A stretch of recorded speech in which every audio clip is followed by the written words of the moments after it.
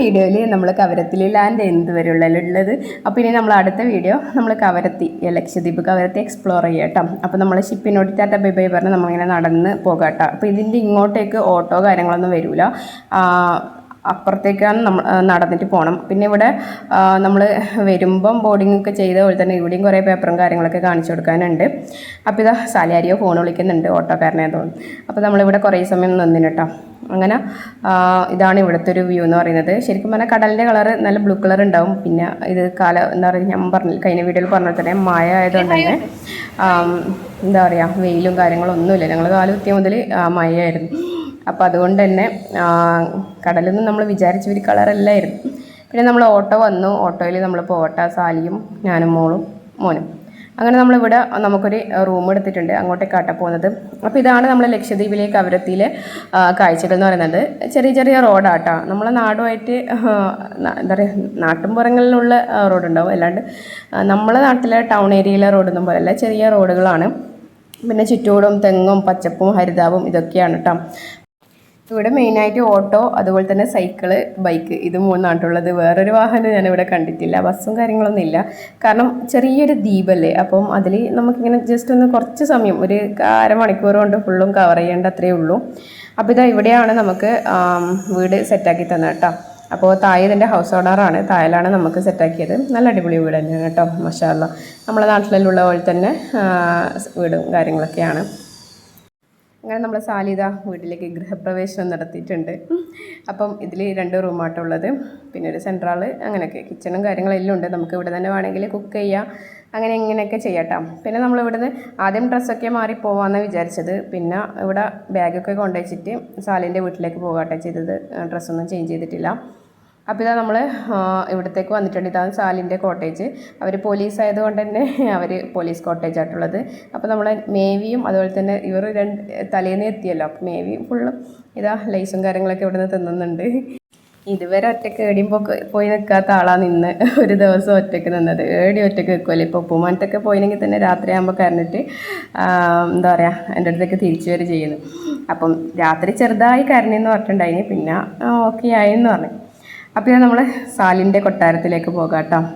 അപ്പം ഇവർ ശരിക്കും പറഞ്ഞാൽ ഇവിടെ അല്ല കേട്ടോ, വേറെ നാട്ടിലാണ്. ഇവിടെ ഇപ്പം ട്രാൻസ്ഫർ ആയിട്ട് ഇപ്പോൾ ഇവിടത്തേക്ക് വന്നതാണ്.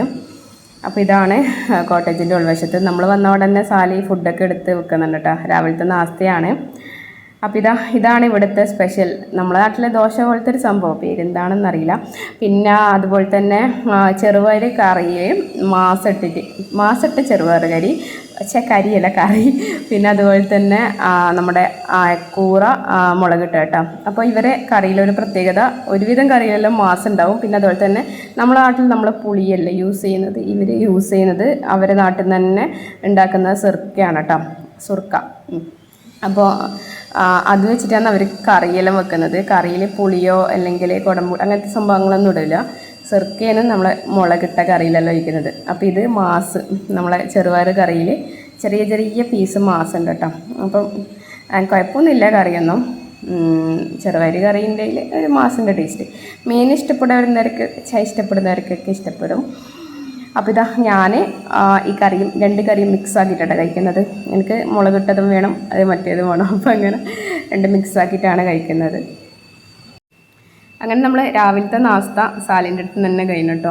അതിനുശേഷം നമ്മൾ ജസ്റ്റ് ഒന്ന് നടക്കാൻ ഇറങ്ങി കേട്ടോ. ഇവിടെ ഞാൻ പറഞ്ഞില്ല ചുറ്റൂടും കടലായതുകൊണ്ട് തന്നെ സാലിൻ്റെ തൊട്ട് മുന്നിൽ തന്നെ ഒരു അവിടെ നമ്മൾ ജസ്റ്റ് വന്നൊരു ആവേശത്തിന് കടൽ കാണാൻ വേണ്ടിയിട്ട് പോക്കാണ് കേട്ടോ. അപ്പോൾ ഈ വീടിൻ്റെ എല്ലാം ഇടയിലൂടെയാണ് നമുക്ക് ഇവിടെ പോകേണ്ടത്. അപ്പോൾ ഇതാ നമ്മൾ വിചാരിച്ച പോയിന്റിലെത്തിയിട്ടോ. നല്ല ക്ലിയർ വാട്ടർ ആയിരുന്നു. നമുക്ക് ദൂരത്തു നിന്നെല്ലാം കാണുമ്പോൾ എന്താ പറയുക ഭയങ്കര ബ്ലാക്ക് അടിച്ച പോലെ, ശരീരത്ത് വന്നപ്പോൾ നല്ല ക്ലിയർ ആയിട്ടുള്ള വാട്ടർ. അവിടുന്ന് കുറച്ച് സമയം നമ്മൾ വെള്ളത്തിലൊക്കെ കളിച്ചേട്ടോ. പിന്നെ അതുപോലെ തന്നെ ഇവിടുത്തെ സാൻഡിനും കുറച്ച് പ്രത്യേകത ഉണ്ട്. നമ്മളെ നാട്ടിൽ പോലെ നല്ല ഭയങ്കര ഫൈനായിട്ടുള്ള പൂയൊന്നുമല്ല, ഇങ്ങനെ കല്ലിങ്ങനെ പൊടിഞ്ഞ പോലെ കുറച്ച് കട്ടിയുള്ള തിരി പോലത്തെ പൂയാണ് കേട്ടോ. അപ്പോൾ അതിന് ശേഷം നമ്മൾ കുറേ സമയം കളിച്ച് പിന്നെ കുറച്ച് ടൈം കഴിഞ്ഞപ്പം വെള്ളത്തിൻ്റെ കളറ് നമ്മളെ ഒരു ബ്ലൂ ഷെയ്ഡിലേക്ക് വരാൻ തുടങ്ങി കേട്ടോ. എന്നാലും അത്രയില്ല, എന്നാലും ഉണ്ട്. അങ്ങനെ നമ്മൾ കുറച്ച് സമയം ഇവിടെ വെള്ളത്തിലെല്ലാം കളിച്ചിട്ട് നമ്മൾ വീണ്ടും സാലിൻ്റെ അടുത്ത് തന്നെ പോയി. അപ്പോഴത്തേക്ക് സാലിൻ്റെ ഹസ്ബൻഡ് അബി നമ്മളെ ഇളനീരൊക്കെ കൊണ്ടുവന്നു കേട്ടോ. ഞാൻ പിന്നെ നമ്മളെ നാട്ടിലെ ഇളനീരും ഇവിടുത്തെ ഇളനീരും തമ്മിൽ വലിയ വ്യത്യാസമെല്ലാം ഉണ്ടോ എന്നെല്ലാം നോക്കാൻ വേണ്ടി ഞാൻ ഫുൾക്ക് കൊണ്ട് കൊടുക്കുന്നത് കേട്ടോ. അതും പറഞ്ഞിട്ട് എങ്ങനെയുണ്ട് കുടിച്ചിട്ട് ടേസ്റ്റ് എന്ന് പറഞ്ഞിട്ട് അപ്പോൾ പറഞ്ഞ എല്ലാം കണക്ക് തന്നെ നമ്മളെ നാട്ടിലായാലും ഇവിടെ നാട്ടിലായാലും ഇളനീർ തന്നെയാണെന്നെല്ലാം പറഞ്ഞിട്ട് നമ്മളങ്ങനെ ഇളനീരൊക്കെ ഇങ്ങനെ കുടിച്ചേട്ടാ. എല്ലാവർക്കും കൊണ്ടുപോകുന്നതിന് കുടുംബസമേതം. അപ്പോൾ അങ്ങനെ എല്ലാവരും കുടിച്ച് അതിനുശേഷം പിന്നെ ഉച്ചയ്ക്ക് നമ്മൾ ഇവിടുത്തെ ചോറാട്ടോ. അപ്പോൾ ഇവിടുത്തെ ചോറ് എന്ന് പറഞ്ഞാൽ തേങ്ങാപ്പാലാട്ടോ അവർ ചോറ് വെക്കാൻ. അപ്പോൾ ആ തേങ്ങാപ്പാലിൽ വെച്ചിട്ടുള്ള ഇവരെ നോർമൽ അവർ നമ്മൾ സാധാരണ വെള്ളത്തിലല്ല തേങ്ങാപ്പാലിൽ വറ്റിച്ചിട്ടാണ് ചോറ് വെക്കുന്നത്. അപ്പോൾ അങ്ങനെ തേങ്ങാച്ചോറും നമ്മളെ നാട്ടിൽ പള്ളിയിൽ എന്തെങ്കിലും പരിപാടിയാകുമ്പോൾ തേങ്ങാച്ചോറ് കിട്ടാം. അതും പിന്നെ അയക്കൂറ ഫ്രൈയും പിന്നെ രാവിലത്തെ കറികളും. അപ്പോൾ അതെല്ലാം കൂട്ടി നമ്മൾ ഉച്ചക്കത്തെ ഫുഡും കഴിച്ച് അതിനുശേഷം നമ്മൾ വീണ്ടും നമ്മുടെ റൂമിലേക്ക് പോകാം കേട്ടോ. അപ്പോൾ ഓവറോൾ വ്യൂ എന്ന് പറയുന്നത് ഇതുപോലെയാണ് കേട്ടോ. കുറേ അടുത്തടുത്ത് കുറേ വീടുണ്ട്, അതുപോലെ തന്നെ കുറേ മരങ്ങൾ, കുറച്ച് ചെറിയ ചെറിയ വീടുകൾ. പിന്നെ ഇത് പോലീസ് കോട്ടേജ്, പോലീസ് സ്റ്റേഷൻ ഇതിൻ്റെ എല്ലാം അടുത്തായത് കൊണ്ട് തന്നെ അങ്ങനത്തെ കുറേ കോട്ടേജും കാര്യങ്ങളൊക്കെ ഉണ്ട്. പിന്നെ നമ്മൾ ഇപ്രാവശ്യം തിരിച്ചു പോകുന്നത് വേറെ വഴിയിലോട്ട് കേട്ടോ. ഇത് ഒരു ബീച്ച് സൈഡാണ്. നല്ല വ്യൂ ആയിരുന്നു കേട്ടോ ഇവിടുത്തെ ബീച്ച് സൈഡും കുറേ എന്താ പറയുക ബോട്ടെല്ലാം നിർത്തി വെച്ചിട്ടുണ്ട്. നല്ല അടിപൊളി. ഞാൻ നേരത്തെ പറഞ്ഞ പോലെ തന്നെ നമ്മളെ ഇത് മാറി, ഒരു ലൈറ്റ് കളർ വെള്ളം കണ്ടില്ല എന്നുള്ളൊരു ഇതൊക്കെ മാറി. നല്ല അടിപൊളി കളറുള്ള വെള്ളമൊക്കെ നമ്മൾ കാണാൻ തുടങ്ങി, കടൽ വെള്ളം. അപ്പോൾ അങ്ങനെ നമ്മൾ ഇവിടുത്തെ മൊത്തം ഒരു ജസ്റ്റ് നമ്മളിങ്ങനെ ഒരു 10-15 മിനിറ്റുകൾ ചുറ്റിയാൽ തന്നെ മൊത്തം ഇവിടുത്തെ ഫുള്ള് നമുക്ക് കാണാനുണ്ട്. അങ്ങനെ മൊത്തം നമ്മൾ ഈ കാഴ്ചകൾ കണ്ട് നമ്മൾ പോയിക്കൊണ്ട് കേട്ടോ. ഇത് വേറൊരു ബോട്ട് ജെട്ടിയാണ്. ഈ ഓപ്പോസിറ്റ് നമ്മൾ വന്നതിൻ്റെ ഓപ്പോസിറ്റ് സൈഡാണ്. പിന്നെ ഇവിടെ പ്രോഗ്രാമൊക്കെ നടക്കുന്നത് ഈ ഒരു ഭാഗത്താണ് കേട്ടോ. എന്ത് പ്രോഗ്രാം വന്നാലും ഇവിടെയാണ് ഉണ്ടാവുക. അപ്പോൾ നമ്മൾ അതും കഴിഞ്ഞ് ഇങ്ങനെ വീണ്ടും ഇങ്ങനെ മൂവ് ചെയ്തുകൊണ്ട് നിൽക്കുക കേട്ടോ. അപ്പോൾ അങ്ങനെ മൂവ് ചെയ്തുകൊണ്ട് നിൽക്കുമ്പോൾ അന്ന് നമ്മുടെ ബോബി ചെമ്മണ്ണൂറിൻ്റെ വലിയൊരു ബിൽഡിംഗ് ആണെന്ന് കേട്ടോ. അപ്പോൾ ഞാൻ വിചാരിച്ച് ബോബി ചെമ്മണ്ണൂറിൻ്റെ ഔട്ട്ലെറ്റ് ഇവിടെ ഉണ്ട്, പക്ഷേ ഇത് ഇതുവരെ ഓപ്പൺ ആയിട്ടില്ല. ഒരു അൽ ചെമ്മണ്ണൂർ എന്നിട്ടുള്ള ഇൻ്റർനാഷണൽ ജ്വല്ലറി. അപ്പോൾ ഇത്രയാണ് നമ്മൾ കവരത്തിയിലേക്ക് വന്നിട്ടുള്ള വിശേഷങ്ങൾ. അതിനുശേഷം നമ്മൾ ഇതുപോലെ കടലും കാര്യങ്ങളൊക്കെ കണ്ടിട്ടുണ്ടായിനി. ബാക്കി വിശേഷങ്ങൾ അപ്ഡേറ്റ് ചെയ്യാം.